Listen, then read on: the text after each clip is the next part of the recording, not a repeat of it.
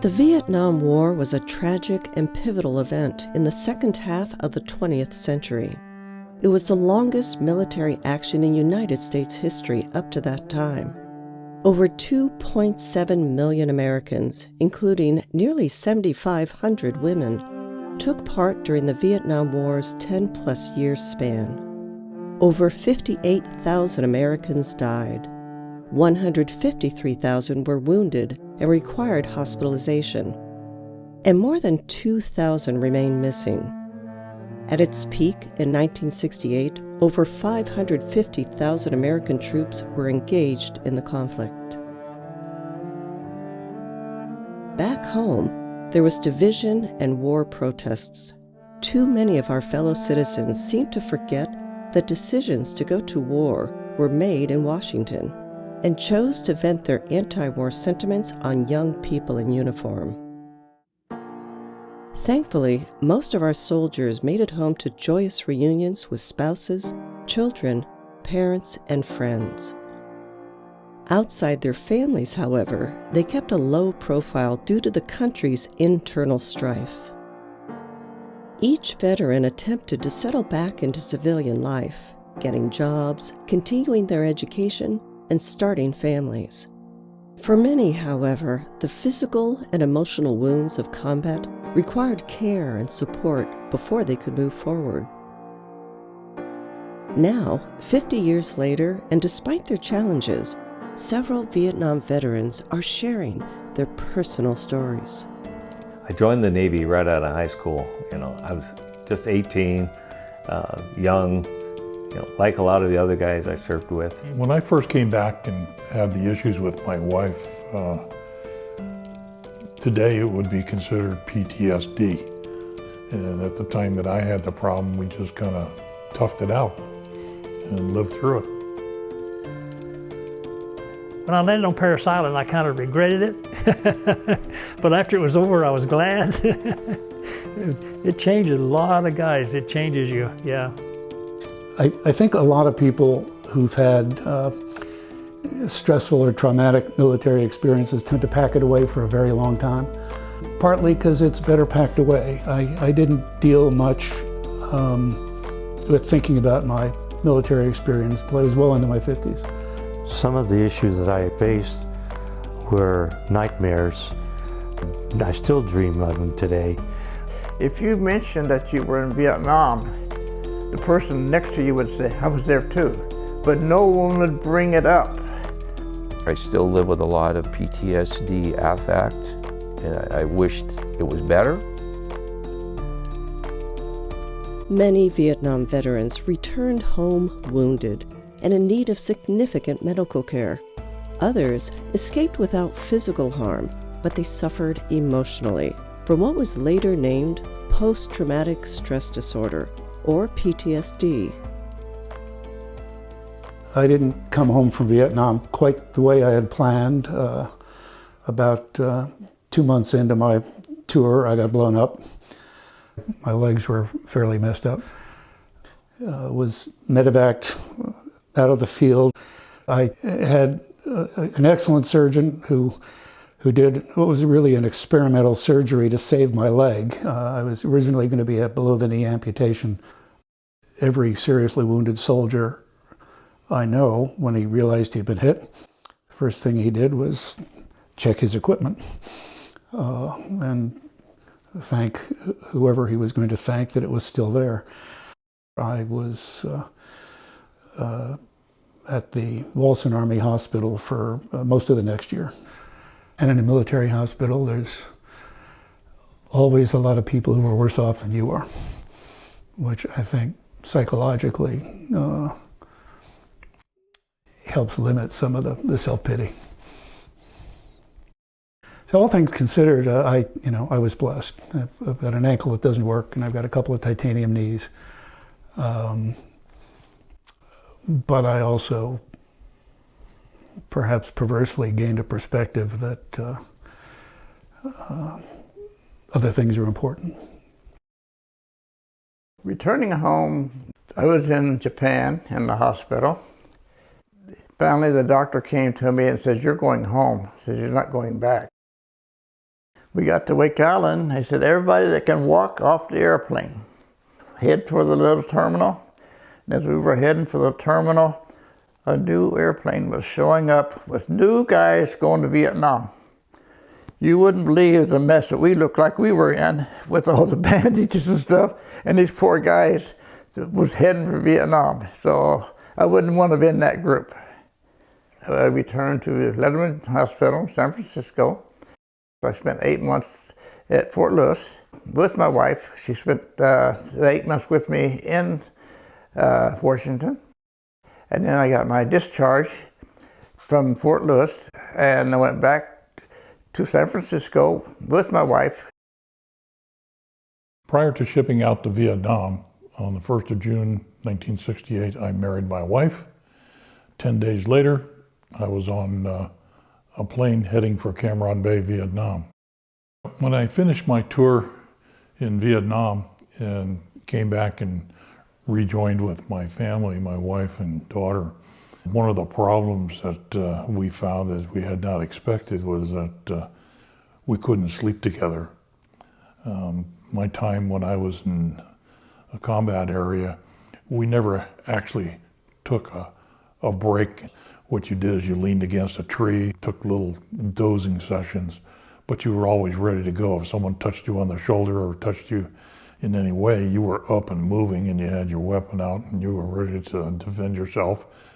Well, when I got home, I would be in bed asleep and my wife would roll over and touch me, and I would react to the point where she ended up with bruises on her legs, bruises on her arms. So she ended up sleeping with my daughter in another room. And this went on for about 6 to 8 months before we were finally able to regain confidence with one another, I guess you could say, and spend a night in bed with each other. When I returned from Vietnam, I experienced post-traumatic stress disorder. It's the conflict I had with my family, specifically my mother and father, because of my anger issues and my difficulty in adjusting from my Vietnam experiences. I see a psychiatrist for it. It's diminished it somewhat, but it hasn't altogether. Even today, I'm estranged from my sister and my rest of my family. The only person I'm close to is my half-brother. But I'm pretty sure, I'm very confident that this will resolve itself and we will get back together again as a family. I enlisted in the Marine Corps 6 months before I even graduated from high school. Coming home, I had a very difficult time immediately adjusting. One evening, my father came to wake me up and he touched my foot and I kicked him.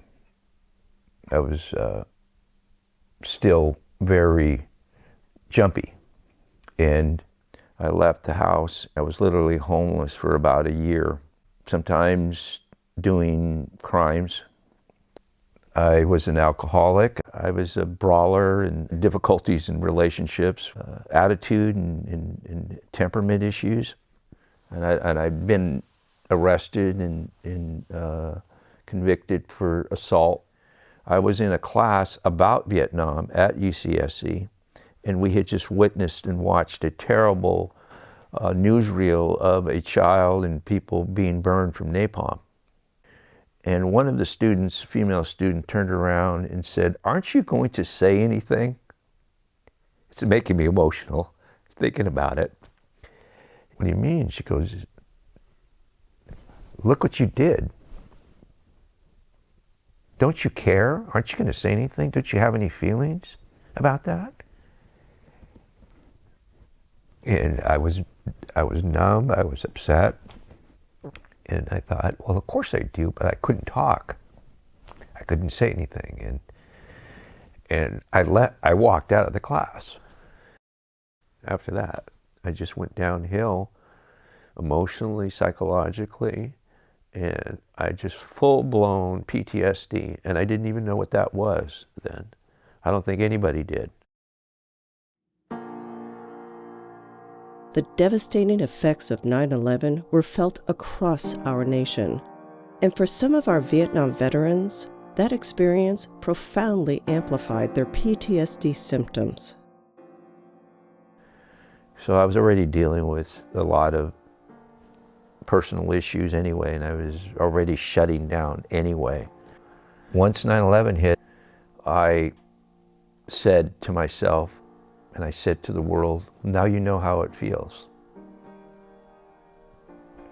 Maybe now you know how it feels to be me. And it felt mean. Just the thought felt mean. It was a mean thought. It was a cruel thought. And I didn't mean that to the victims. I didn't mean it that way. I just meant it to, now it's come home. I always felt bad about what I was thinking and what I said to myself when I heard that news. I was already withdrawing again anyway. And then that happened, and I just kind of went deeper down, into my personal hell and darknesses. Fortunately, the large majority of our Vietnam soldiers avoided serious injury and the devastating emotional effects of combat while transitioning back into civilian life.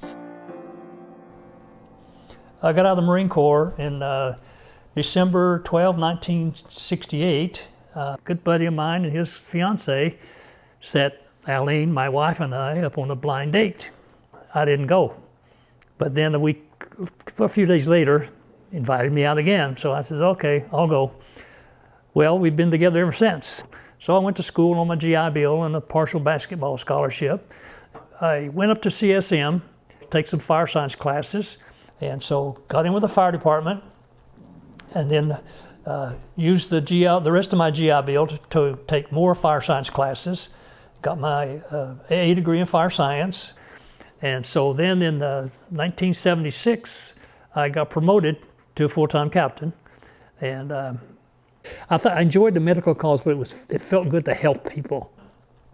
We had a second son in 1975, and they grew up, so lots of fun raising two kids. We've been married 53 years now, and she's the love of my life.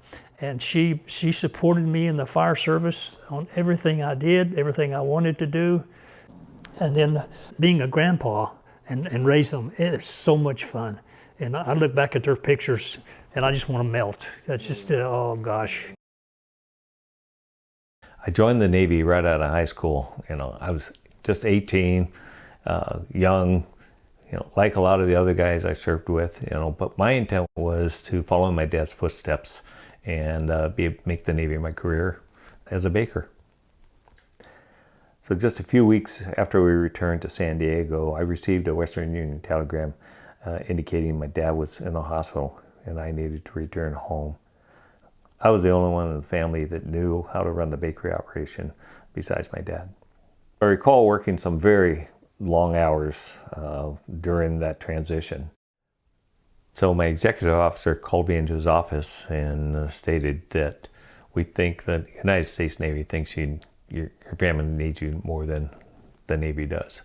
So I'm transferring you to Treasure Island in San Francisco for oil processing. Good luck.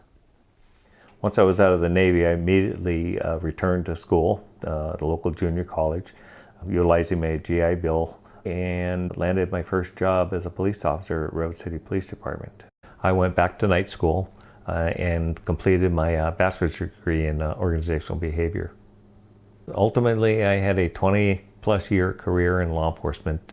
I was disability retired in 1993 with a bad back. Fortunately, during my law enforcement career, I made the decision to join the Army National Guard with a focus on the Military Police Corps, kind of a parallel career path. 3 years later, I transitioned to the corporate world. Sony Corporation, and actually a new subdivision called PlayStation. Joined as a security manager. During my time at PlayStation, I made the decision to retire from the Army National Guard.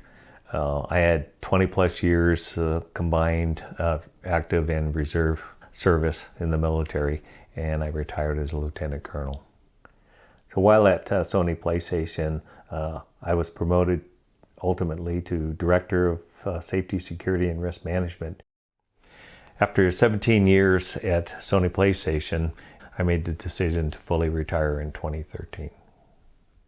So my wife Debbie and I have a very active retirement lifestyle. Debbie is my rock, my best friend, and forever partner. I'm really blessed to have two beautiful and very successful daughters and two wonderful teenage grandchildren. Many of our returning Vietnam veterans went on to serve their local communities as volunteers, military reservists, first responders, business leaders, as well as counselors to other veterans to facilitate their post-war successes. So I had been married to the girl of my dreams 6 months after I was commissioned and 6-7 months before I went to Vietnam. She stayed with me, which was an important part of my rehabilitation. And first child was born a couple months before I graduated from law school. Second was born after I'd been at a large New York law firm for a couple of years. One of the things about the military experience is it helped put a lot of other things in perspective, and gave me a certain brashness I probably wouldn't have had otherwise. When I interviewed for the spectrophysics job, at one point one of the senior executives established eye contact, leaned into my personal space and said, "Okay, we understand you're a good lawyer, but are you a manager?" And I just said, "Well, does 30 teenagers with automatic weapons count?" And I got that job. You look for a couple things to spend your time. I'm involved with a veterans narrative therapy group that meets at San Quentin Prison. And that's been a very meaningful experience for me. And after I'd been there the first few months, I've done this about 7 years now, one of the more experienced volunteers said, "Well, is it starting to work on you yet?" And I basically said, "Yes, but ask me how in another year and maybe I'll tell you." I went back to work as a cabinet maker, millwright. Then after that, trim carpenter. Then after I got my contractor's license, I started my own company of Cleveland Construction, and I was able to build a coin laundry in South San Francisco. At one time we had 5 laundries and worked a lot of hours. It's been really a good life. When my wife and I got married very young, she was 17, I was 20. We've got 59 years together. And after 6 years, our daughter was born. My wife and daughter has really been involved in the laundry business all these years. We have belonged to the same church 40 some odd years, and it's one of the staples in our life. I was what we call born again. That got me through Vietnam. I never was afraid of dying. Never have been, never will be. December of 1972, we were gifted with another daughter. I was also inspired to go back to school. I was going to College of San Mateo, taking police science courses, and I got hired by the Redwood City Police Department. So 1 year and 1 day after making lieutenant, I was promoted to captain. And then in December of 2004, I decided to retire. I had 33 years in the system. And my secondary career was primarily military. After I got my commission as an officer in the National Guard, I did go back to the Army Reserve, spent 30 years in the military. I retired out as a major. And then I met what would be my wife, and been married, to her ever since. I still live with a lot of PTSD affect, but I've learned to manage it. I've learned to cope. I was in this court-ordered rehab or counseling for my alcohol abuse. That counselor suggested I might derive some benefit from this Vietnam Veterans Peer Counseling Group. For a few years, I became, very committed to that group. It was helpful to me. And that was 1983, and I haven't drank since. Things started to happen. I started to accomplish goals that I had set out for myself years ago. I went back to school, and I decided to work for the County Veteran Service Office here in Santa Cruz as my work study, because it was part of the program. I wrote a thesis about the experience. The thesis is what eventually evolved into the book that I got published. I think some of my therapy in the 90s was the book. Nonetheless, I graduated with honors from there. I now, work for the VA, and I have for 10 years now. And my position is a peer specialist.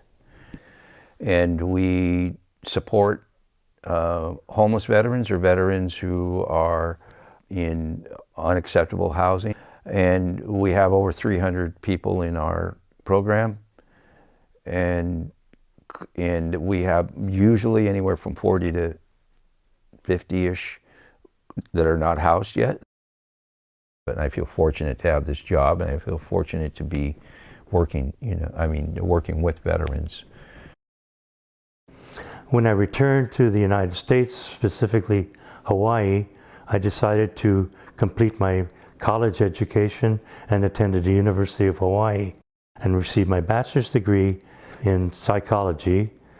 Shortly afterwards, I attended the University of Central Missouri in Warrensburg, Missouri, to achieve my graduate degree in industrial safety management. And when I graduated, I became a flight attendant for Continental Airlines. And subsequently, I decided to become a police officer in San Francisco. I'm fully retired, and what I've accomplished is being a 28-year volunteer for the American Red Cross in first aid and CPR. Presently, I'm involved with the local chapter of the Honor Flight Bay Area, which is a national organization which sends the veterans to Washington, D.C. to view Arlington National Cemetery, the changing of the guard, and specifically the laying of the wreath of the unknown soldier, the Marine Corps Memorial, Air Force Memorial, and a Navy Memorial, as well as the Vietnam Memorial Wall, the Korean Memorial, the Second World War Memorial Wall.